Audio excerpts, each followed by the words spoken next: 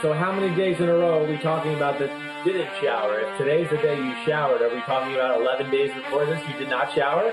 No, because we did the podcast on Thursday, and so I showered on last Thursday, and so then I took a little bit of a break. That's my routine. Oh, yeah, baby. We're back. That's right. Chris Sims and Mr. Hygiene himself. Hopefully he smells better today. I don't want to smell him and his poor wife and his body odor that she must be dealing with. Jeez. Poor Mrs. Fareed. She's got to deal with you. You guys probably I've been misquoted on this. It's out of context, this whole thing. This whole thing has gotten to a direction that I didn't even anticipate. Yeah, because where it all started is I said, if I don't leave the house, I don't normally shower. But normally I leave the house, and so it's not usually an issue. And if I go out of the house, if I go to work and I work next to you, I've showered that day.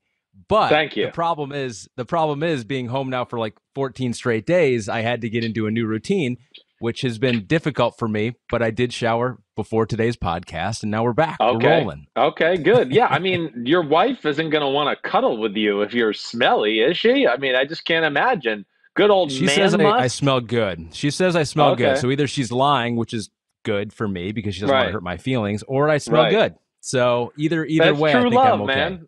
It's true love. And you know how I know I love my wife? I love her BO. It's really weird. Oh. I'm telling you, I stick my nose in her armpit and I get horny. All right, there you go. How about that to lead off the podcast? But that's what happens. Well, this is an Ask Me Anything. Hey, this is an Ask Me Anything, and literally no one asked that. I'll tell you anything. I like my wife's BO, and sometimes I want to have fun with her armpits. All right, that's what I want to do. Well, all right. If that's any indication, we're in for a good one today. We are in for a good one today. I got the chickens. I let them out. The dog's walking around. So it's good. My household is like still not awake. Okay. We're talking it's 11 a.m. I don't know how my family is on this. Like they're watching movies at like 1:30 in the morning kick right now. So they're going to bed like really late, and we're on different schedules. Oh. So it's like, it's weird. There's literally nobody up in my house. It's 11 a.m. Eastern. So I don't know what time they went to bed last night. It's the only way any family can survive right now is being on split schedules, is being a little, we got to have some alone time, whether it be in the morning or at night. Well, I'm not getting any alone time. That's my problem right now. It's my kids are getting all the alone time. They're stealing it away from me. So, but all right, let's do it. We got to Ask Me Anything. We got a lot of stuff to talk about. Where do you want to start, big guy? So we do. We got an Ask Me Anything, and you put it out there yesterday, and I think we got upwards of 80 comments on Twitter and another 60 comments over on Instagram. So a lot of really good stuff from all you guys out there, guys and gals out there. So let's start with, if you want, because the last time we talked was you revealing your top 5 quarterback prospects and the big shocker that Tua was number 4. So we do have some questions on that. Kristen putting it up there for us. Kristen, by the way, is a warrior. She's basically MVP keeping of NBC Sports alive right now and running. Agreed. She's back there pushing the button. So there is your top 5 quarterback prospects. So this one comes from James Green.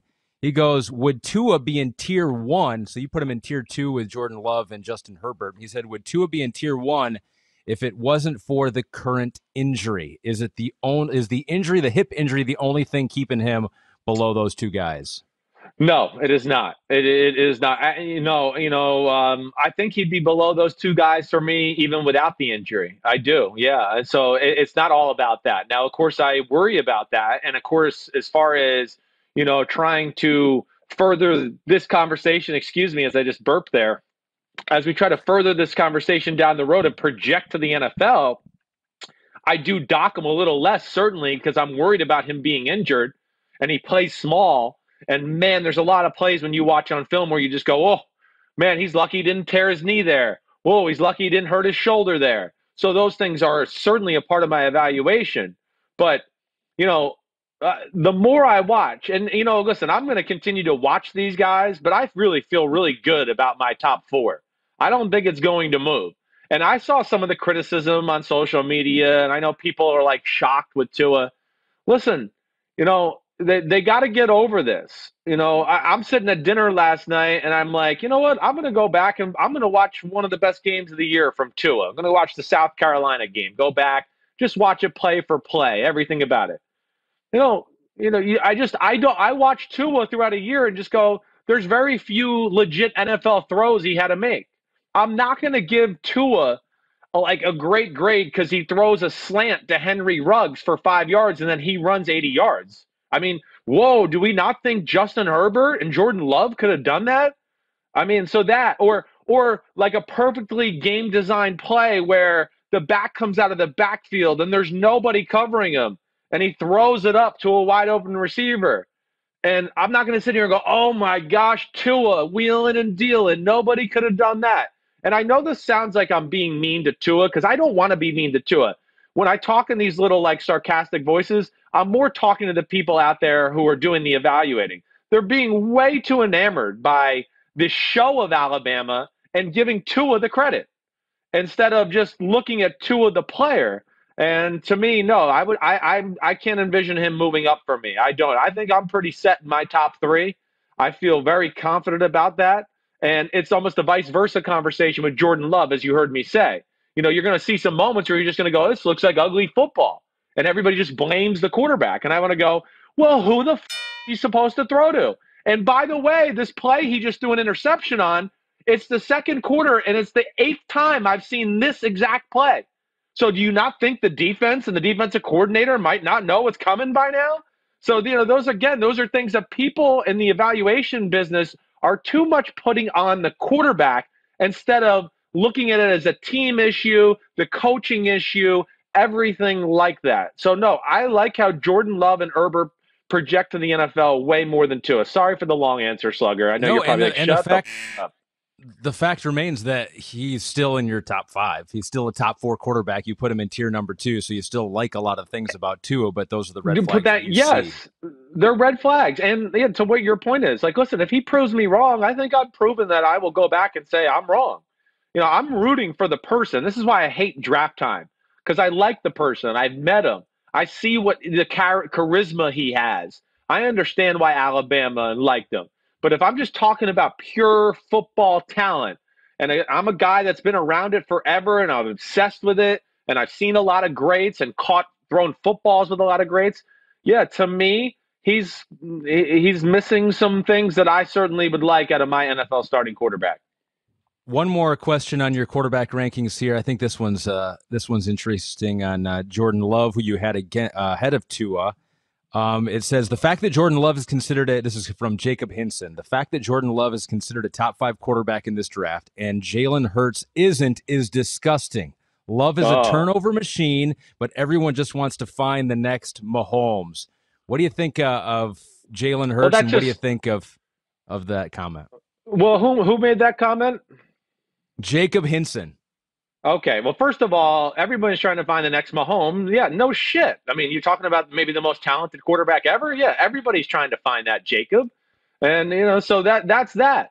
And again, for you to say that, Jacob, you're just so wrong. I don't know what else to say. I'm just going to have to be brutally honest with you. Jalen Hurts doesn't even want to throw the football. When he has people and it's a tight throw or tight coverage, and I want to go, no, all the other quarterbacks in the top 5 would have thrown that. But he's going to look to run first, or then when he makes those throws into tight windows, it's below average throwing. He's a work in progress. Jalen Hurts has no chance of being a quarterback in the NFL till maybe 2 or 3 years down the road, and that's just maybe then, okay? I mean, there's a reason he got benched in Alabama. He couldn't throw. He went to the Big 12 and played for a team that is far advanced for the rest of their conference. They're clearly the most physically talented team. They have a very good offense. People are wide open.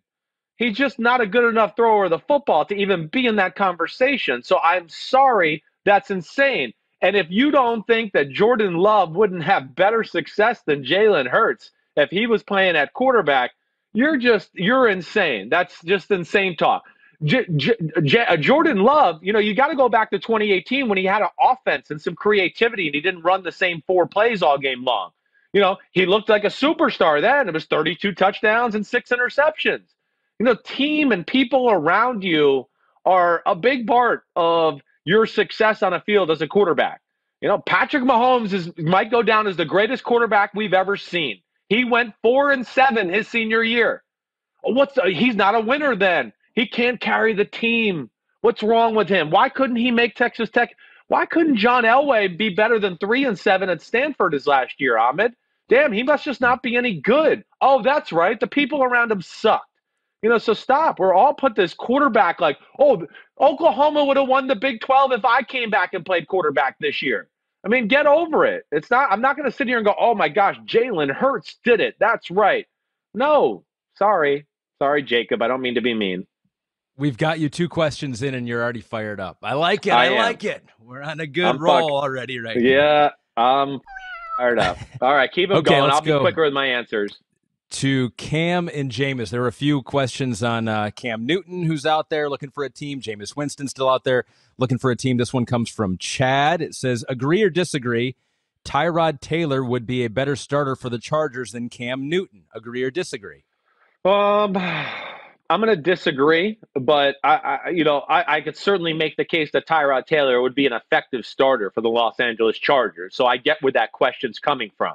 But if you have a healthy Cam Newton, no. Cam Newton is a special player, a special specimen. His value to a team and an offense goes way further than what the statistical bottom line looks like. So from that standpoint, no. And Tyrod Taylor, he kind of falls under the Teddy Bridgewater conversation with me. He's not going to win you any games, but he ain't going to lose you games either. Okay? And that's good. But, when you start to play competition that's really good and you need your quarterback to make some wow plays or some difference-making plays, you could be the better team and not come out on top when you have that type of quarterback sometimes too. So you got to be careful. Cam Newton, no, to me is a special player, and that's where I want to see him with the Chargers. Yeah, that seems like the destination that makes the most sense, although you hear some of the reports they were not willing to make a trade for him, so maybe they just want to work out their own they knew he was going to get released for – right. Well, and they knew he was going to get released. And, again, I don't think enough people have made enough to do about – Carolina Cam Newton, for lack of a better way to say it. They him. And I don't think that's gotten enough national attention. To basically release him when they did and then say, oh, go ahead and try to find a trade partner. That was bullshit. And I hope they didn't do that intentionally, but it does not look good on them. They've kind of escaped under the radar from public blame right now, I think, because of the time we're in, and there's not as many talk shows going on and all that. But I think if that happened to other marquee quarterbacks, I don't understand why. There would be more of an uproar about it. I think it's kind of bullshit what they did to Cam. Dave says, would Cam fit in Miami? That's an interesting spot for me. Miami and your guy, Brian Flores. Yeah, it is. And, Florio made this point the other day about, Cam to Miami. And I do think he would be a fit there. Yes. Shane Gailey, of course, has enough experience as an offensive coordinator, I think, to come up with game plans that could fit Cam Newton. And if you weren't, this is something I've said on PFT, if you're not in love with any of these quarterbacks in the draft, or if you go, man, I can't draft one of these guys at number 5. I just don't feel comfortable about Herbert or Tua or Jordan Love at 5. Or, man, I'm just not in love with any of these guys. I wouldn't be mad at them if they said, you know what, let's bring Cam down for like a 2-year deal with like a team option or something like that after year 1 and see where this plays out. I don't think it's crazy. He certainly would fit. Cam Newton's going to fit anywhere just because he's big, he's strong, and he's got a lot of damn talent. And he's, of course, can move and throw the ball into tight windows. And he's going to fit anywhere when all's said and done, as long as he's healthy. So Thomas Newkirk asks you, who will sign first, Cam Newton or Jameis Winston? Man, I don't know. And, I know you've heard this, and you tell me wrong if there's any other rumors out there right now. I haven't heard diddly shit about Jameis Winston. I agree. I don't know when that happens. I don't know anybody in the NFL that knows when this thing will happen with Jameis Winston. You've heard me pound the drum for the Pittsburgh Steelers. I wouldn't even be mad if the Philadelphia Eagles got Jameis Winston. I don't think it's crazy. Carson Wentz has an injury history.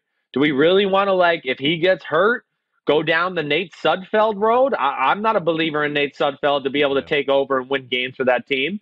So I would think about that a little too if I was them. But Right now, yeah, you make me bet. I'm going to say Cam Newton gets signed first.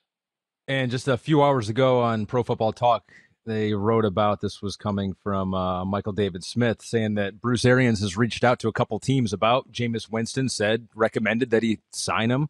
But neither team is looking at him as a starter. And I think you've said as much, that it's not going to be a starter job for Jameis Winston, which leads to another question. Whiskey Tango says, is Jameis past the point where the other coaches think they can fix him? That's interesting. No, it's it is interesting. Go ahead. I didn't mean to cut you off. This is the damn hard thing about FaceTime. Because Bruce Arians, you got Bruce Arians here, and you feel like if anyone can kind of harness the power of Jameis Winston, it's Bruce, and it didn't work out there, and so all the other coaches look at him and say no, can't be done. Although coaches do have pretty big egos out there, and so all of them probably feel like they could do it. That's right. And, again, and Bruce Arians, too, to that conversation, he's not necessarily known for, reining quarterbacks in. Quarterbacks have thrown a lot of interceptions and had a lot of turnovers with Bruce Arians. I wouldn't say his MO is to make quarterbacks more conservative that way. No, we're already talking about he'll make Tom Brady more aggressive because Brady's not aggressive enough. That's his MO. So I'm not so sure he was necessarily the proper voice for Jameis Winston either.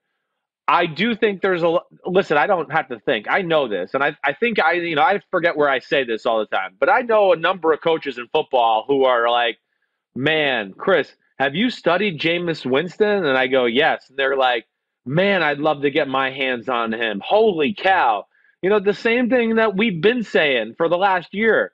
You look at a good game from Jameis Winston, it's as good as anybody in football. It's just the bad games are piss poor horrible. And that's where it stinks. But I do think there's some interest. And I think as we get later on in free agency and maybe after the draft and teams figure out who they did and didn't get, and I'm not so sure I'm really comfortable with this guy being our backup. Can we really trust him?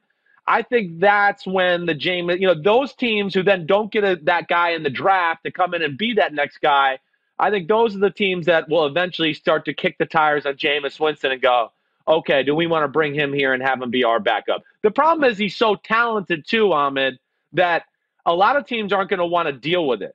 When you're that talented, they don't like a backup quarterback that talented. They don't want their backup quarterback to go on the field every day and shit on their starter and make their starter look like he's physically the backup. That is a big part of this too.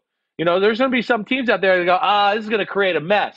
He could go out in the preseason and throw 3 touchdowns in the first 3 preseason games, and our starter could kind of stumble, and everyone's going to go, man, Jameis Winston looks really good. And all of a sudden, you got a quarterback competition on your hand. So I do think that's going to scare a number of teams away, too. Yeah, I was going to look at I was going to pull up the Ahmed? Teams like you always do. Hi. Hey, who do you got Say in hi. Hello. That's Philip. Hi. Get your head in the screen, man. So you guys do hang out together. Philip's just getting up. Look, his eyes are sleepy. He just woke up. He's the only 9-year-old to wake up at 11 o'clock in the morning. All right, get your ass out of here, kid. No, this is what I would do. Weekend came, I was like 1 p.m. when I was growing up. Oh, man, I love to sleep. Yeah, I did too. All right, let's move on to a different topic here. Let's go to the draft. We got some good ones with the draft. And Kyle Shanagoat tweeted in. Kyle Shanagoat? She's the goat already. Is that Kyle Shanahan? That's Kyle Shanahan? He's got a Twitter handle already? It's his burner account already. Right. With the departure of Emmanuel Sanders, do the Niners go wide receiver in the draft? And if so, how high? So they got a couple picks in the first round, I think 31, right? And 13 for DeForest Buckner.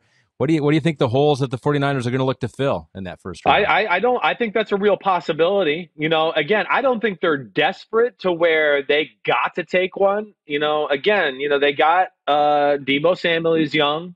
We saw Kendrick Bourne really come on towards the end of the year last year for them. Dante Pettis is there. They did draft the old running back from Tennessee who went to Baylor, Jalen Hurts or whatever.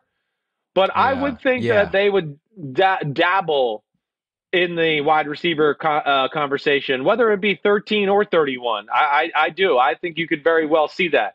Traditionally, Kyle Shanahan, if you really follow his, he likes having high-end receivers. When he was with the Houston Texans, he had Andre Johnson. Atlanta Falcons, he had Julio Jones. Even when he was in the Washington Redskins, even though this guy's not in their class, he went out and got he played for the Colts. I'm gonna blank on his I'm gonna blank on his name. The crazy Haitian. He came to him with the Redskins. I'm blanking on his name.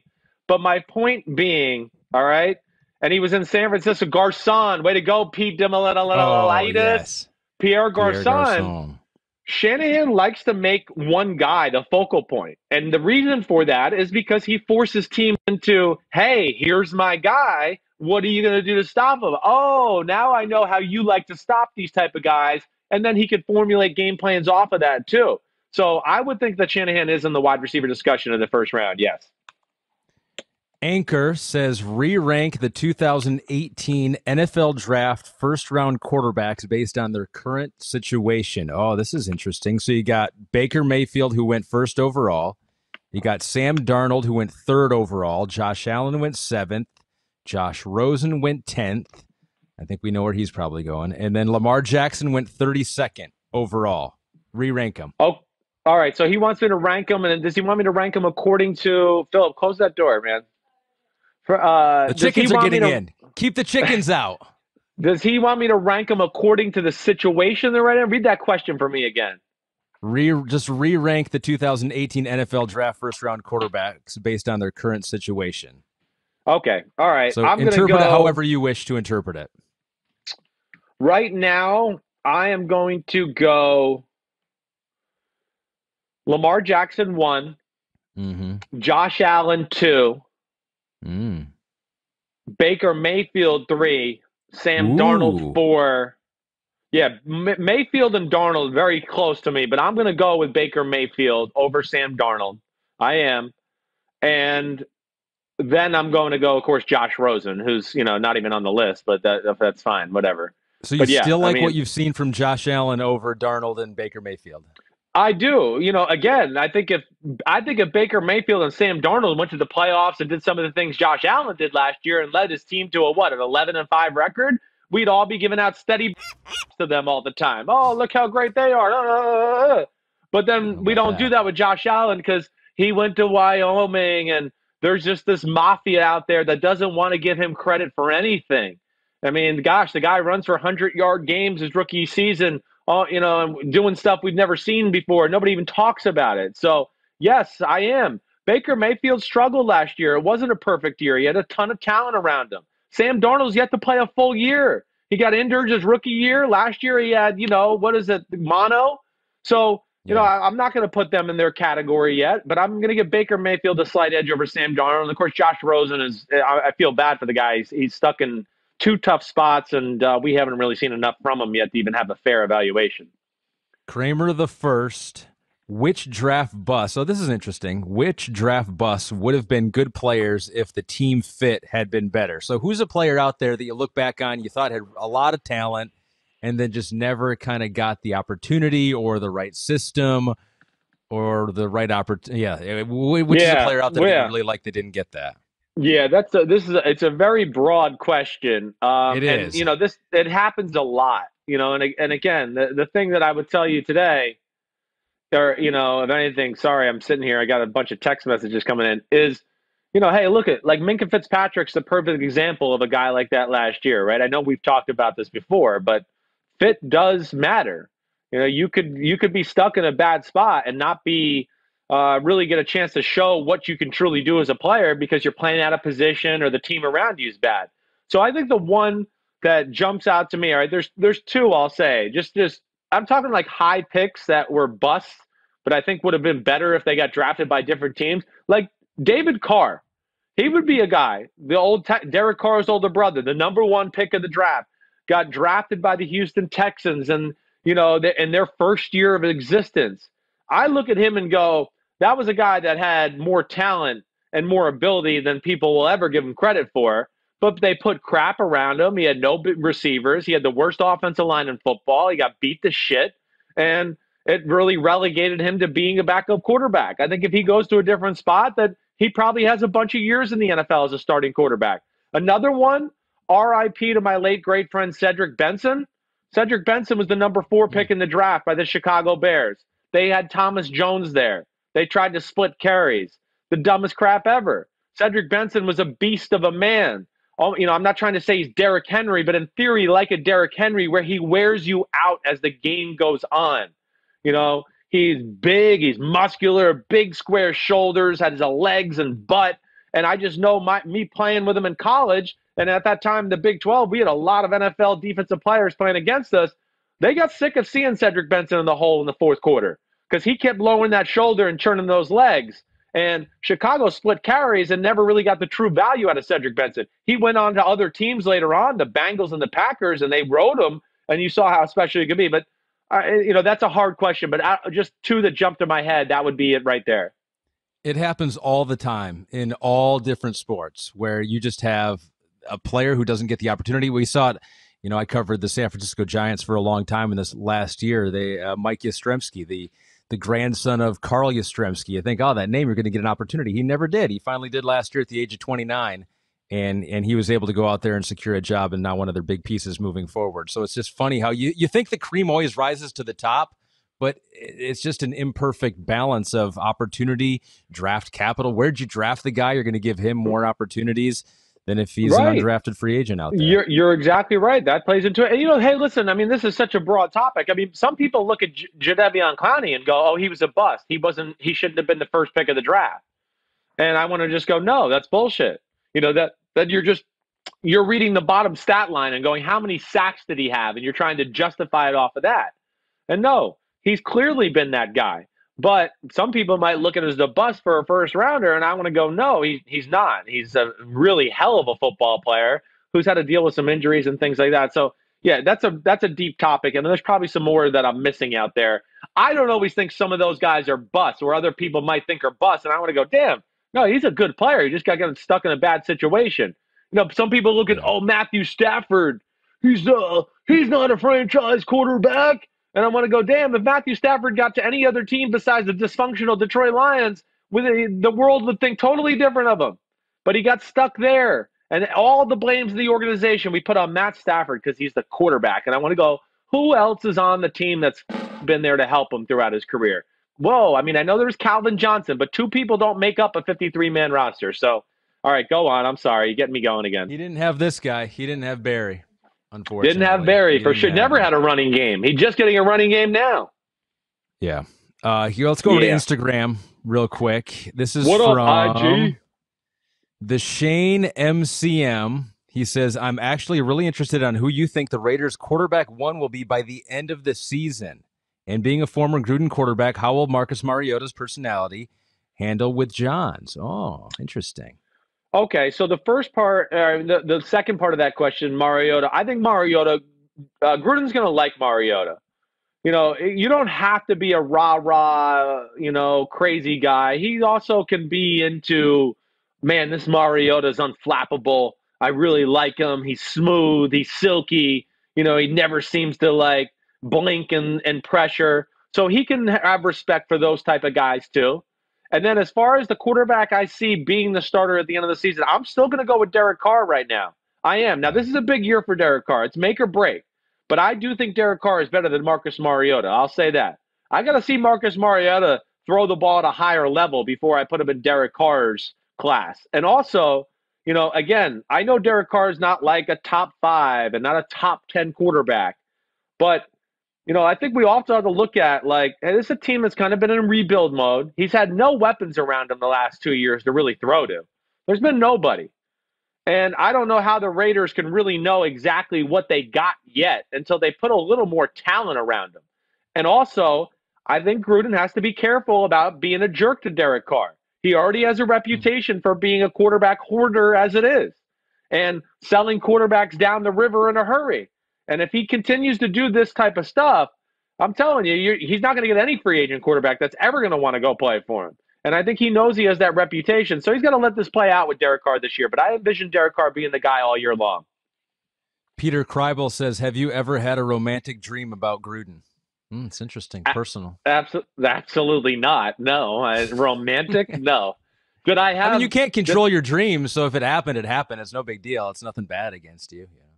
But I used to have dreams about, like, and I know a lot of people have these type of dreams in all walk of life. But when I was playing for Tampa, I would have nightmares about, oh my gosh, I woke up late and I got to the facility late and everybody's on the field and Gruden's out there yelling, "Where's Sims? Where the Sims?" And I'm in the locker room and I can't find my shoulder pads, right? Or my helmet. And I'm like, oh no, the team's out there without me. And it's just like one of those, how people have those type of nightmares. I used to have those at that point in my life. Or I was late to the game in general and the team was out there to start the game and I couldn't find my uniform in the locker room. I used to have that all the time. And I think that's partly because I was scared of Jon Gruden.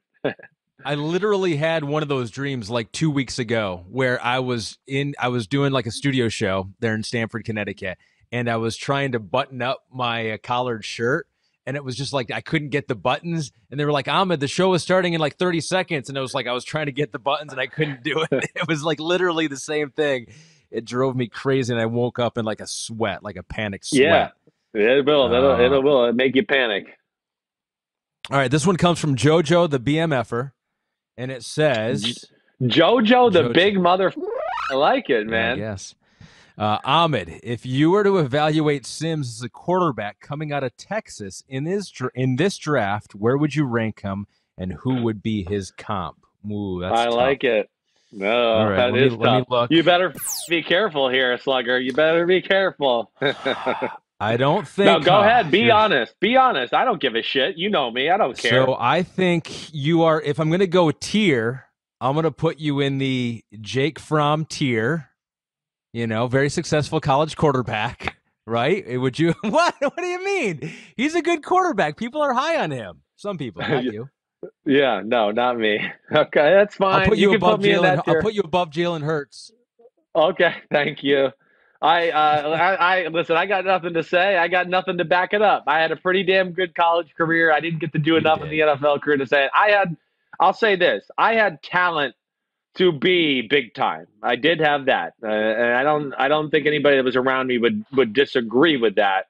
And really just as my career was kind of taking off as when I got hurt and things were never the same. And that is what it is. But I had a chance. I definitely did. And I had a fun time in my career nonetheless. So you were the 6th quarterback taken out of 13 in the 2003 draft. I was looking that up, 3rd round overall. I guess my comp for you would be like a Mike Glennon, Brock Osweiler, kind of in that kind of out of college. Yeah, you're just such in an like asshole. Skin complexion with Mike Glennon. Yeah, both fair skin. Really people, pasty and white. Yeah, really pasty and white. Yes. Because the comp always has to be more someone who has similar than both skin. of them, and I definitely had a better arm than both of them. So I will say that for sure. I'm not a very good scout, so I wouldn't take anything I say personally at all here. Don't worry. It's all right. I already took it personal, so f*** you. This one we're back on Twitter, from a Texans fan. Oh, this is a good one. Taylor Mitchell. As a Texans fan, what should give me hope, optimism about the upcoming season? Watson can't do it all. Deshaun Watson can't do it all. So, yeah, it's been a bummer of an offseason for a Texans team who last year kind of indicated to all of us that they were in it. This was their window, and I think they still think they're in their window, but now they got to do it, not only without Jadeveon Clowney, but they got to do it without DeAndre Hopkins. Well, okay, so I understand there's no DeAndre Hopkins, and that's scary. I understand that. They did sign Randall Cobb, right? That was a good signing. You look at their 3 receivers they got right now, Kenny Stills, Cobb, and Will Fuller, and you go, damn, that's a pretty good group. They can do everything. The offensive line is moving in the right direction. They got some young, talented guys there that they drafted last year who played well as rookies. They're going to be better. Of course, they got Tunzel there. I'm just trying to make sure if I'm missing anybody else. I don't think the Texans are going to fall far from where we've seen. I think they're still going to be very competitive. My biggest issue with the Texans right now, I'm not necessarily as worried about the DeAndre Hopkins thing on offense. Listen, if David Johnson's healthy, he's going to be a big jump start to this offense. He's talented, and he can catch the ball out of the backfield in the pass game and do all those things too. Along with those 3 receivers and a pretty good tight end in Fells and an offensive line that's budding. I'm not concerned about that. The defense is the issue for me with the Houston Texans.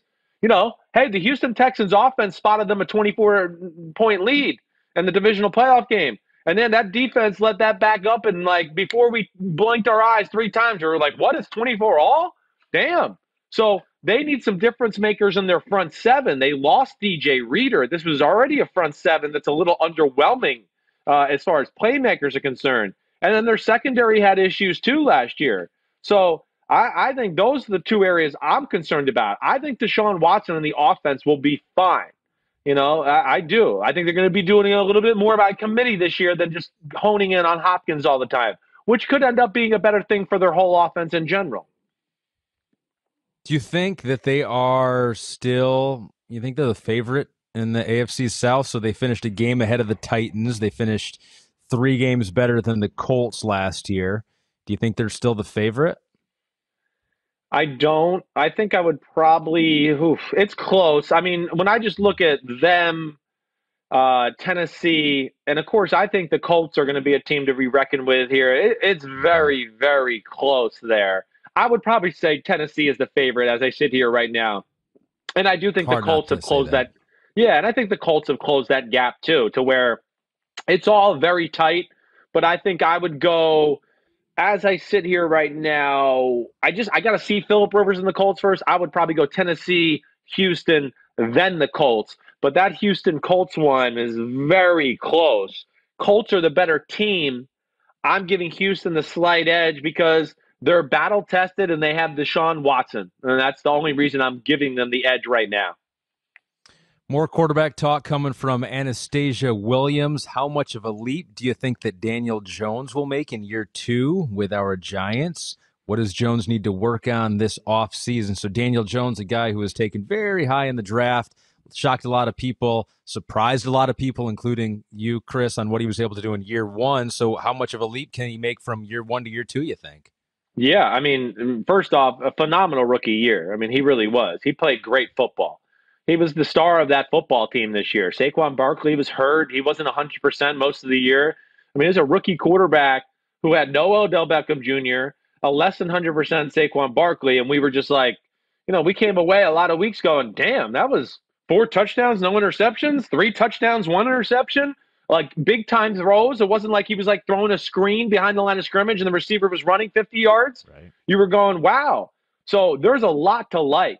I mean, he is a good down-the-field thrower, good intermediate thrower, very smart, has a stronger arm than I ever gave him credit for, throws perfect spirals, the things that he has to work on, okay? 1, don't stay in the pocket so long. He's a good athlete. I think he needs to embrace a little bit more of the backyard football mantra into his game.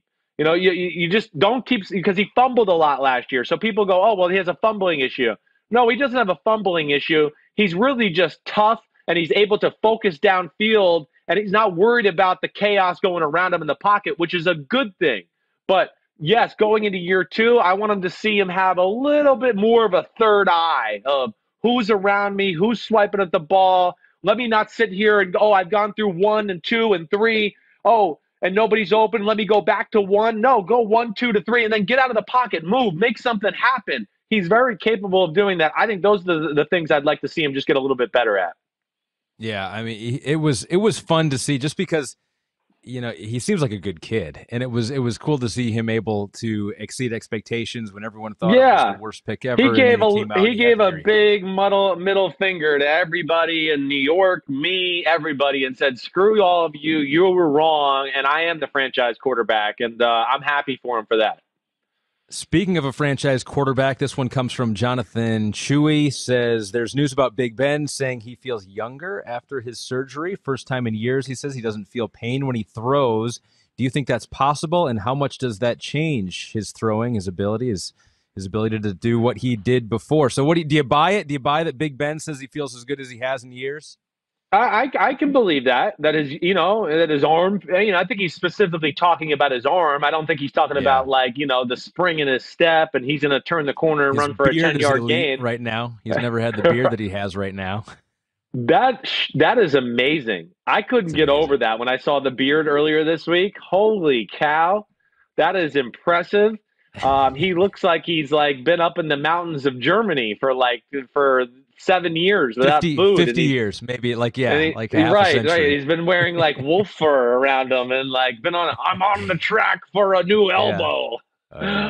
It's crazy. But I do believe that. And, the thing that I like about this injury, and I don't like the injury, but what I think it's going to do, which I think was a negative on Big Ben, he didn't throw in the offseason. He's a guy that doesn't throw the ball. He told me that last year when I went to training camp. He just goes, when training camp gets around, I start to throw a few balls just to go, okay, I got some feel, but that's it. I think this injury is going to lead him to getting his arm in better shape. You can't just go into training camp and think, I'm going to come out firing and throw 100-mile-per-hour fastballs.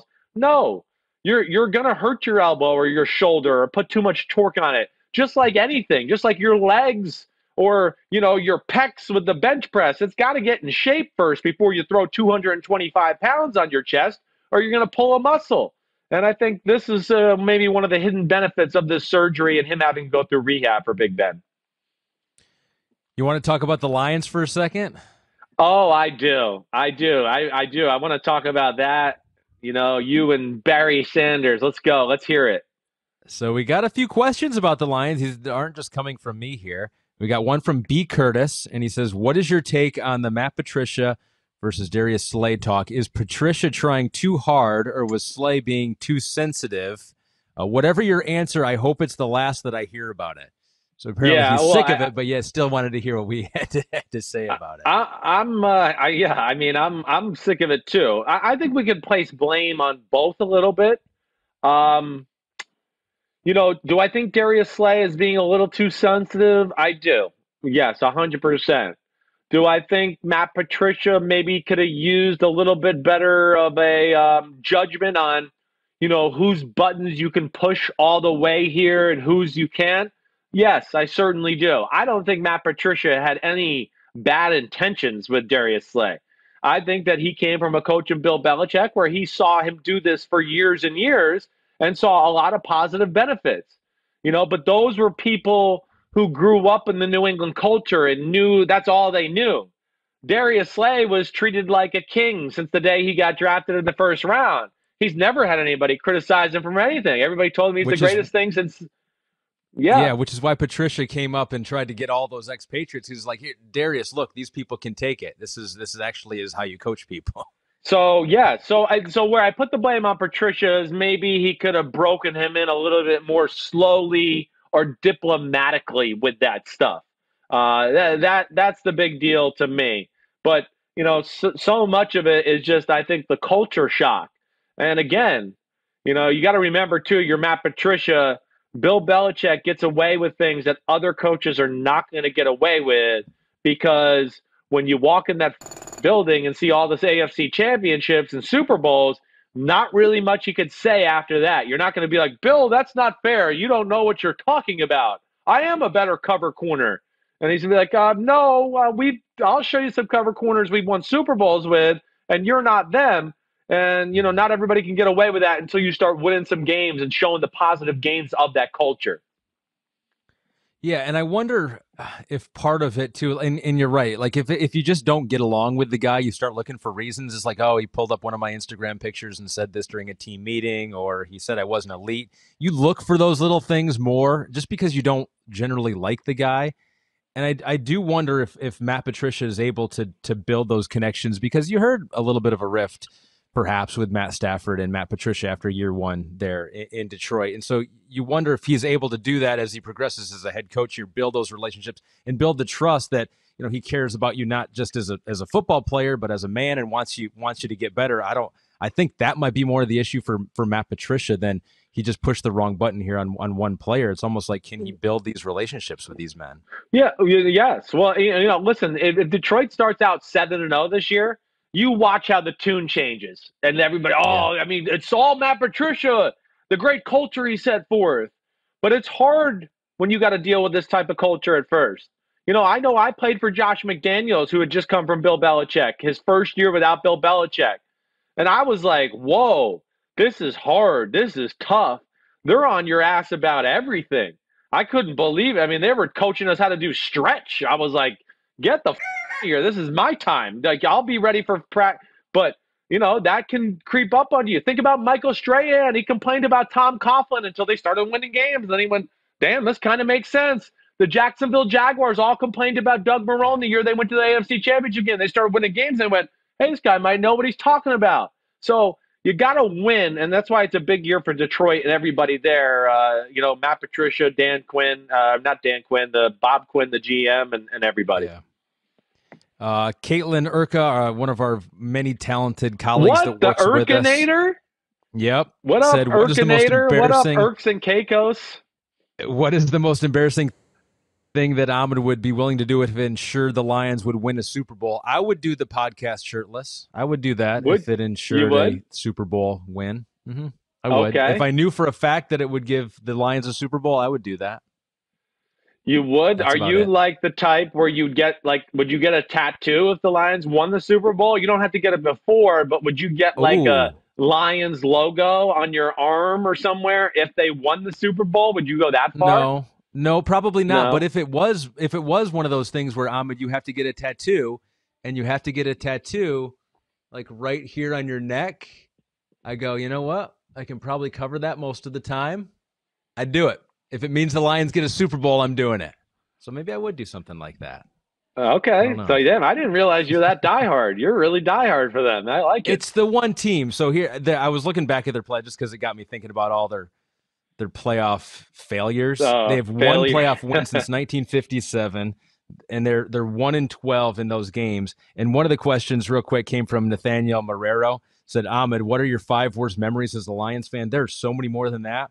But there are some really bad ones. Do you remember in 2017 versus the Falcons when Golden Tate scored that touchdown with like 9 seconds left to give them the lead? They reviewed it.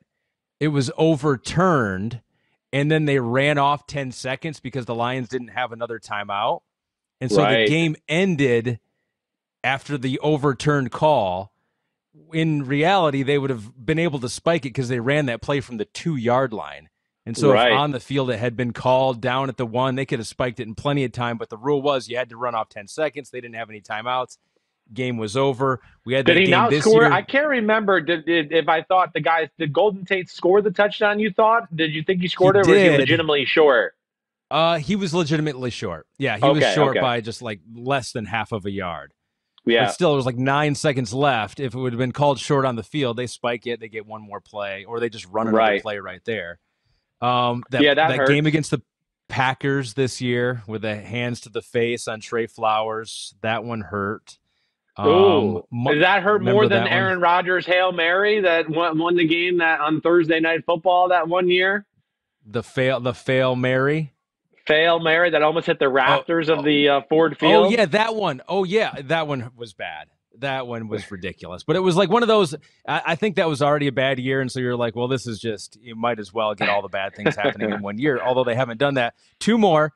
The 2015 Seahawks Monday night when Kelvin Johnson was at the 1, they made him fumble. Do you remember that? And then KJ Wright hit the ball out of the end zone, which is illegal. It's illegal. Yeah, but they didn't call it. Yeah, you guys got in that one for sure. Yes.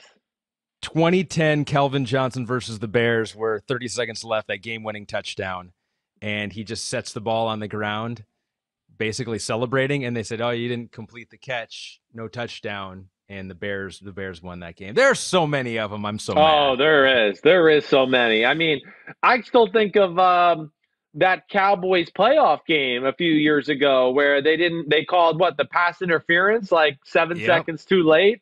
That one, that was brutal, certainly. And there was an offensive holding call on the big 4th down conversion by the Cowboys that the league later admitted was not called, and it should have been called. Yeah. Well, your Lions are another team that I am on the edge of saying a rebrand is ready. We're ready for a rebrand. You know, when you only got one playoff win in 57 freaking years, and it was back in 1991 when the Lions beat the Cowboys in the divisional playoff game, right? Yeah. I mean, when that's your only win, like, to me, at some point, let's redo the uniforms. Let's rebrand a little bit. We need a new look, a new vibe in Detroit. And we'll see how this year goes. But I might start banging the table for that to happen after next offseason or next season, just like I am doing with the Bengals. They're due, you know my thoughts on them. Oh yeah. This has depressed me. This has highly depressed me, this whole Lions talk here. Okay, let's go on to I Love Fish 26 says, what is the coach or scheme that, Chris, you hated to play against, and what is the coach and scheme you love to play against? Oh. Okay.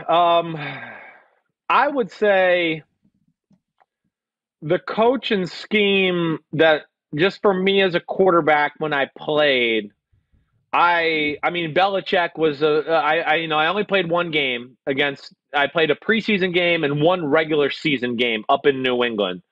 But Belichick, you just didn't know what to expect. And a lot of the times I felt like when I was underneath the center and going blue 85, I feel like they knew the play, what was coming. I mean, Teddy Bruschi and Willie McGinnis were like calling shit out. And I'm like, oh no, did they hear Gruden call the play into my head? Yeah, I mean, I wanted to do that a lot. They really did. So that was an uncomfortable feeling. Rex Ryan as the defensive coordinator for the Baltimore Ravens was probably the most uncomfortable I felt, though. Just because they were big, they were physical, they had a lot of good players, they did a lot of disguising and played some defenses where you're like, wait, that's not even sound, but they're going to play it because they think it'll just confuse you and overwhelm you. And they were right. It confused us and overwhelmed me for sure. So those are two that really jump out to me. All right, ones I liked playing against. Let me just think about this real quick. I always felt real comfortable about Jim Haslett's defenses. He was the head coach of the Saints, if you can remember, playing against him. I just felt like they were unsound and that we were going to find some opportunities to gash them. I think that would probably be my answer. I didn't play a whole lot of games enough to tell everybody, who I loved and hated, but those are the ones that jump out to me. I had really good play versus Greg Williams, because Greg Williams, if you had a plan to pick up his blitzes, it could be very confusing. But if you kind of figured out how he's going to blitz and pressure you, he would give you chances to make big throws one-on-one down the field. And I was good at that. So I always felt comfortable playing Greg Williams still. Where's this other one? Oh, here it is. Shrieking Shadow. Exactly how and when did you realize that you should retire from the NFL? How did that decision come about? Okay, well, 2010 was my last year in the league. I played with the Tennessee Titans, was a backup quarterback there. But even in that year, I got signed like halfway through the year, or maybe week 6 or something like that, somewhere around there. So I knew the time was coming a little bit, and the unfortunate thing, the perception was I wasn't the same after my spleen injury. And I get it, but the NFL perception becomes reality. I never got a chance to play and show anybody like, hey, look, I could still do this. Yeah, I might not have been as good as I was before the spleen, but I still felt like I could play. I knew I could play. I still had the talent and things to make it work. I just never got the opportunity to get like a game or 2 games under my belt to say, hey, look, I could still throw a 20-yard out route and I could still move in the pocket and do those things. So, when I got done with the 2010 season, I knew I was like, damn, I don't know. Is somebody going to pick me up? In 2011, I stayed in shape. I worked out. I was throwing footballs on the side, had a few teams call, but nobody bring me in. And I started to realize the reality of the situation. And I always promised myself that I would not be held hostage by the sport of football. So I wasn't going to be a guy that was like going to sit on the outside and call teams for 3. I've been out of the league for 3 years, but will you please sign me? So that didn't happen. And as that 2011 season went on, that's when I reached out to Bill Belichick and the Patriots and started to realize, like, damn, I might not get signed. I need to start thinking about the next phase of my life. And that's what kind of laid the groundwork for me to go work for the Patriots. But it's tough, man. It was sad. It's a sad day. When you're sitting at home on Sundays watching guys throw the football that you think you're better than, or you've lived your whole life, as a football player, the first thing I've ever thought about since I was like 13 years old was, how was I going to get better at football that day? What was I going to eat? What was I going to do training? I mean, I was really conscious of these things for a long, long time. And so to have that void in your life, it's like losing a loved one. That's what it really is. It's like, having your best aunt or your grandmother die. You're like, damn, it hurts you. It's such a weird life. Uh-oh. We lost Ahmed, and he has all the questions, so we're going to have to wait till he gets back with us here. But we'll be all right. So what else do we want to talk about today? I know I got questions about, like, favorite legs and ass in the draft Hold so on, far. I'm back. Oh, there he is. There he is. Look at I'm that. answering I just wanted a to create a question. little drama. I'm answering a question because I know Pete Demolitolitis sent me this earlier about my favorite legs and ass in the draft. So I was kind of just ad-libbing there. I knew if my camera went out that you would go right to the legs and ass question. I knew that's what when in doubt, go to the legs and ass. And there's two. So here, two players. I got the question. Oh, in the draft, great. right? It's in this upcoming draft. The legs and ass guy. Yeah, where is that? We have a whole legs and ass section. So let me just find it here real quick. Yeah. Oh yeah, here it is. Karen says, "Who so far do you think has the best legs and ass in the draft?" Okay, so to me, it's two guys so far, and I haven't seen everybody yet as far as all the big-time players. I'm still cracking through here, but South Carolina defensive tackle Javon Kinlaw, okay? Why don't you look him up right now, all right? If you can just look him up. I mean, whether I'm watching Alabama's offense and the receivers or Tua or Joe Burrow, I mean, this guy's ass and legs, when the camera's behind him, are top-notch, and I can see why he's a top 20 pick. He is a specimen. So he's got a great set on him there. And then the defensive end for LSU. I can concur. He's well built. I can give you that. He's well built, right? He's well built. Right? Yeah. And look it up, Clavon Chason. I don't know if I'm saying his name the right way, but the defensive end for LSU. He's another guy that's being talked about in the first round.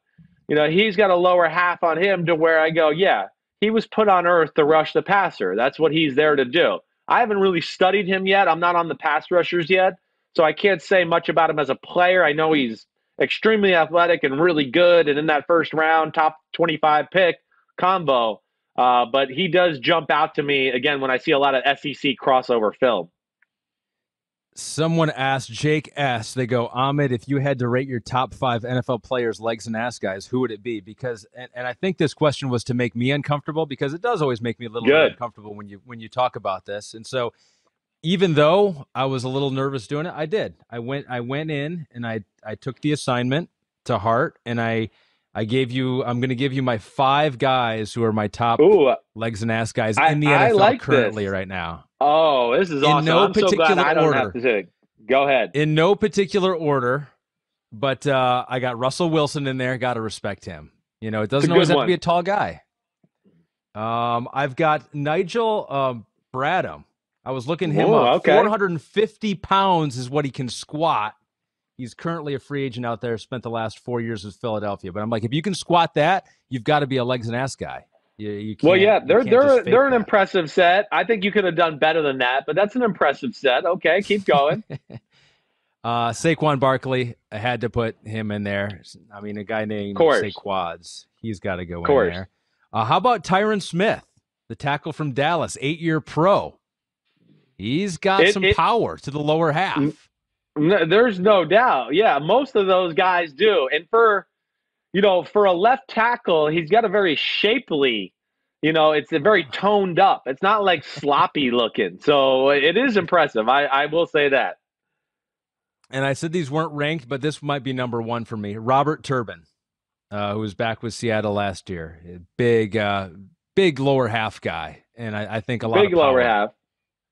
Yeah, okay. That's pretty good. Man, that's pretty awesome. It may be a little uncomfortable doing that, but those are my guys. I had to go deep on it, and that took me way too long. Earlier this morning, it took me probably 25 to 30 minutes finding all those guys and narrowing it down to 5. Oh, I would love to have seen some real-time video of you looking up players' legs and butts. That would have been pretty funny. Saquon, I'm with you all the way. Okay. I like your Russell Wilson pick for sure. That's a great one because out of the quarterbacks, his is a special lower half that way. Who am I missing? Daron Payne, defensive tackle for the Washington Redskins. He is on the all-time legs and ass team for me. I'm missing somebody else. Nick Bosa, I would be another guy. Man, Nick Bosa's quads and hamstrings are another world. So he would be a guy that would make the list for me. I'm probably missing a few other guys too, but those are the standouts to me.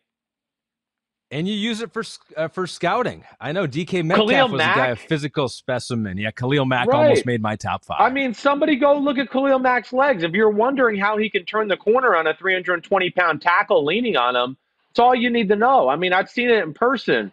His 2 legs would be, us combining, our 4 together to make his 2. I mean, they're enormous. And, it's a special lower half. If we were to be honest, most NFL players are special in that department, but even you have the elite of the elite. A few more from Instagram here, Chris. These were some good ones here. Ernest Vasquez 49. Chris, what team would be your first choice to be quarterback of right now if you could play back in the NFL? Ooh, who would you? What team would you want to take over if you could make your pick? Say whatever quarterback there is there now, they're gone. Chris, you're the man. 49ers. It's not even close. Right away. Shanahan just makes the game so easy for the quarterback. And I think the way he plays the game or coaches the game really would fit my skill set. Shanahan wants to do play action. He wants to push the ball down the field, do that kind of stuff. That's right up my alley. Oh, let me do play action pass, set up in the pocket, and let me throw missiles around the field. I can do that. And plus, he really simplifies the game for them as far as what to read. And then he has a lot of bullshit trick plays off of it that are going to make the quarterback stats look good and also keep you in rhythm as a quarterback too. Just think about it. Okay, I missed my first 2 passes of the game, but then I throw a screen to the tight end over the middle and Kittle gets 30 or 40 yards. You feel better. Even though you didn't make a great throw, you just go, okay, there we go. That feels good. We're moving down the field. I'm getting in some rhythm, and that's where I look at Shanahan and just think he's amazing at it. Yeah, I was going to ask you to rank what your preferences are, having an elite coach, an elite wide receiver, or an elite offensive line. But it sounds like coach would be 1. Where would you put the other 2? I would go coach, offensive line, then probably receiver. I think that would probably be where I'd look at it. Again, we always overlook the offensive line. But, none of those cool plays are going to work unless you can run the ball a little bit and they can pass protect for some of those deeper down the field routes to develop. T-Ly Berman 12. Why haven't the Eagles signed any weapons for Carson Wentz? That is a question, and I don't know. I said this today on Pro Football Talk, where I went, they made a lot of great additions to their defense. Howie Roseman, when we talked to him at the Combine, he said priority number 1 was going to be to get more weapons around Carson Wentz. And then I don't know. That has not happened. Maybe they just weren't willing to pay some of the money some of these guys are demanding. I don't know where they're at, but you're right. They haven't done a great job. Now, we got to remember, Alshon Jeffrey wasn't healthy last year, so he'll be back. I don't know, what they're thinking with Deshaun Jackson. I don't know where that goes. But also we can't forget that this is a draft where, the Eagles, in the 20s, or more than likely, there's going to be a really good receiver there to be had. I mean, there definitely is. It's not more than likely. There's definitely. It just hope it's for them, you just hope it's the guy that they want or they feel that fits into what they want, how they want to play. Yeah, we got a good question from Spinna Hot Creamer that says, how does this wide receiver draft class stack up to 2014? So I was looking back at 2014, and that was ridiculous, right? You got Watkins, you got Mike Evans, you got Odell, Brandon Cooks, Devontae Adams, Allen Robinson, Jarvis Landry. It was stacked wide receiver class. I mean, we won't know for a while how this one stacks up, but talent-wise, before they're drafted, how do you think they compare? It's up there. I mean, I think if you just do it from pre-draft evaluations, it's very comparable to that class. It is. Now, I don't know. I would say that the top 3 from that class, all right, I would say are probably a little bit more well-rounded, maybe. And when I say the top three, I'm really thinking of Odell and Mike Evans, first off. They were special. Sammy was special. Brandon Cooks was special, even though he had, smaller size. I think there's probably a few more questions about some of these guys. But nonetheless, I mean, when you start to get into Jerry Jeudy, Ruggs, Justin Jefferson, Denzel Mims, I mean, it's a really, really impressive class. It really is. I don't know if there's anybody as explosive as that group right there, though. That's where I would say that group had the advantage. Watkins has been hurt, but he was a game breaker. Odell was a game breaker.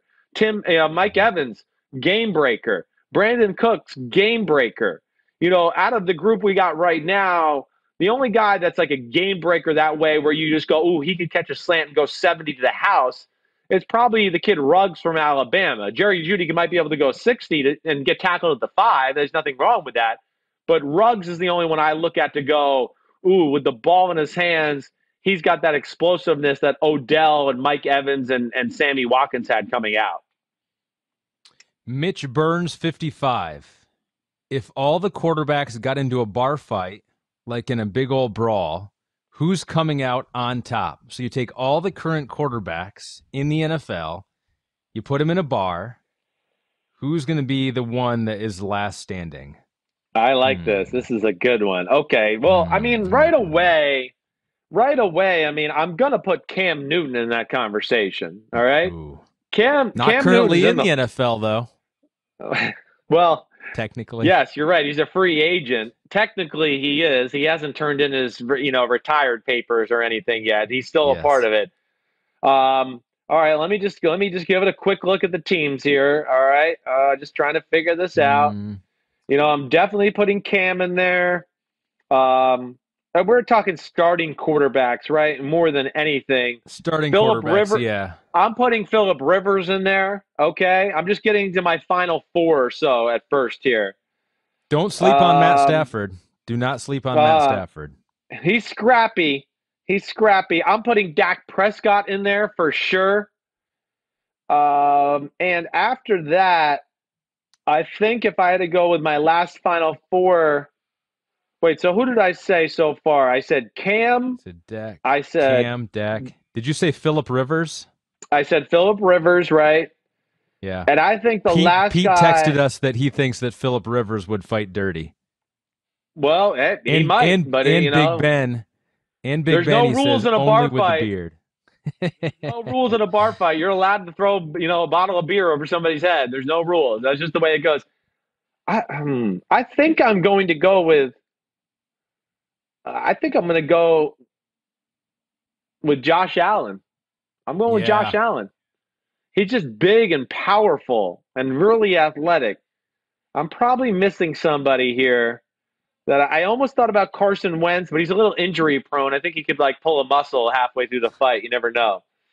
I mean, that's the thing you know about Josh Allen. You're right. He's taken some big hits and gotten up and continued to battle on. So, but it's hard for me to pick against Cam Newton. I mean, Cam Newton is truly the biggest, most physical quarterback I have ever seen. I would say he's the strongest too. So I'm going to pick Cam Newton. Last one. Okay. Is appropriate for the current situation we're in. This one comes from Elliot Petoskey. And he says, if you ran out of toilet paper, what would you use next? Ooh, that's big. We need to start thinking about this stuff. I know. I mean, a little bit. We got to maybe find. I'm kind of sick of how much we waste toilet paper and paper towels to begin with. You know me. I'm Johnny Environment, and the fact that we go through a whole roll of paper towels every day to just dab our lip, or there's a little wet spot on the counter and let me do it. I mean, it's just such a waste of our natural resources on this planet. It's so stupid. We got to get away from it. What would I use? I mean, I guess I would get into hopefully I would have an ability of lots of washcloths, I guess is where I'd want to go with that. And then, you'd have to rinse them out and throw them in the washer and dryer at some point, I guess. Like if you have a baby and they have cloth diapers, right? Like if you're a dad or a mom out there, and sometimes you do have to wash diapers in the washing machine. Yeah, that's where I think I might have to go with it. Yeah, I mean, socks came to mind, certainly. But, like, again, I don't want to use stuff where I'm going to waste it. Like, I'm not going to waste a sock. Like, oh, there's one wipe on my ass, throw that in the trash. Here's another sock, wipe my ass, throw that in the trash. I mean, that's wasteful, too. So, yeah, I'm going with washcloths. I'd have a stack of them next to my toilet and use them as much as necessary. And then, yes, try to clean them as best as I can. So here's a question where I feel like I've been like way ahead of the curve on this. I have been for the last 4 years on Team Bidet. I'm on Team Bidet. It's a little thing it's not a big thing. It's just a little thing that hooks into your plumbing system of your toilet, and it's like a hose basically. And you're right. That would be the best way. Honestly, so much better. It's so much better than wiping paper down there. And so I don't use a whole lot of paper, just to dry. I have a bidet and never use it. So What? that was stupid. Yeah. I've used it once just to see what it felt like. Okay. And I need to use it more. It takes some getting You're used to. It does take some getting used to. But maybe that's what we need in our society. society. Yeah, well, I'm sure you probably feel violated. You're like, what the hell is shooting up my asshole over here? But maybe that's where we need to move as a society to stop wasting so many natural resources. It's like, hey, anytime a new house or a new apartment complex is built, it's got to have a bidet in the bathroom to clean your butt because we're wasting too much. We're cutting trees down. We got too many issues. Our world is falling apart right now, okay? I'm a little scared. The rest of the world has it figured out where we got to catch up in that department. And on that note, I think we're done. I think that's cool. That's the AMA. That was good. Way a lot to drive of good questions. the ship, I always dude. love when we do that. I love when we do that too because we get so many good questions. It is good. And see, when the music's cued, that's always when I know Kristen's like, all right, I've had enough of you two assholes talking. Let's go. Because I'm the one that's got to do all this after work here. But everybody stay safe. We'll try to continue the entertainment here. Chris Sims Unbuttoned. Check out Pro Football Talk live. We're doing the show live 7 to 9 a.m. Eastern every day of the week. So we're still going. I'm sitting here in this room doing live TV. Me and Ahmed are going to still keep bringing great content via the podcast. And next Tuesday, I'm going to do my wide receiver rankings. We got a few questions about that today. It's a deep class. It's talented. There's guys that are going to fit in some systems and not other systems. It's going to be about who you like, what you like, all that. So we got lots of stuff coming for Chris Sims Unbuttoned. Everybody be safe out there. Ahmed, you the man. Thanks for driving the ship today, as always. Peace out, everybody. Peace out. Yo, what's up? Come on, man. Subscribe on YouTube to Chris Sims Unbuttoned Podcast. I need you. Please hit the subscribe button, please.